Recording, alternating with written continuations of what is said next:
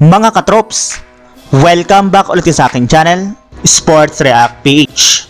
At ngayon nga ay pag-uusapan natin ang balitang hindi na nga po ang Boston Celtics ang paboritong team na magkakampyon ngayong season. Pag-uusapan na rin nga natin dito sa ating panibagong video, ang balitang magtatanggal pa nga po ng player ngayon, ang Los Angeles Lakers.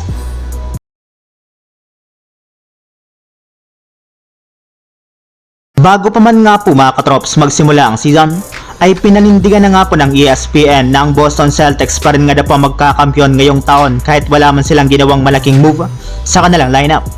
Ngunit pagkatapos nga po ang ilang buwan mula nang sabihin nila ang ganitong klaseng statement, ay tuluyan na nga po silang bumaliktad dito matapos nilang aminin na hindi na nga po ang Celtics ang magkakampyon ngayong taon, bagkus ito na nga po ay walang iba kundi ang Oklahoma City Thunder.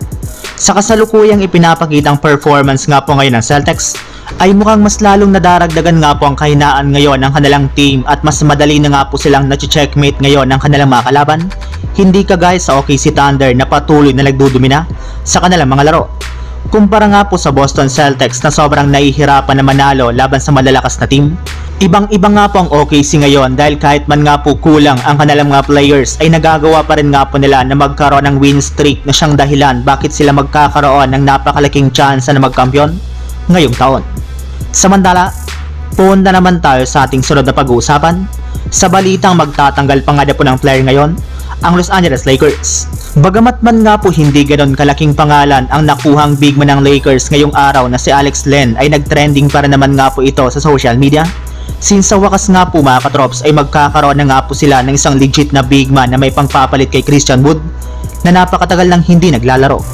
Mas naging excited na naman nga pong ilang mga fans matapos nilang malaman na kahit hindi man gaano kalaki ang itinatala nga po nitong stat sa loob ng court, ay napakasipag rin naman nga po nito na maglaro lalong-lalo na sa paggawa ng mga solid screens sa mga pick and roll plays. Meron rin naman nga po itong athleticism kaya magiging madali nga po sa kanya na kunin ang mga gagawing lob passes sa kanya nila Luka Doncic at LeBron James. Pero ang mas hinangaan nga po sa kanya ngayon ay ang abilidad nga po nito na gumawa ng tira sa 3-point line.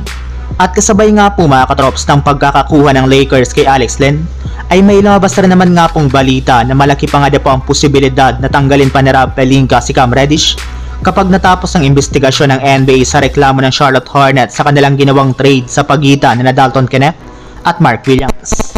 So yun lang mga katrops, ang handog kong story ngayong araw.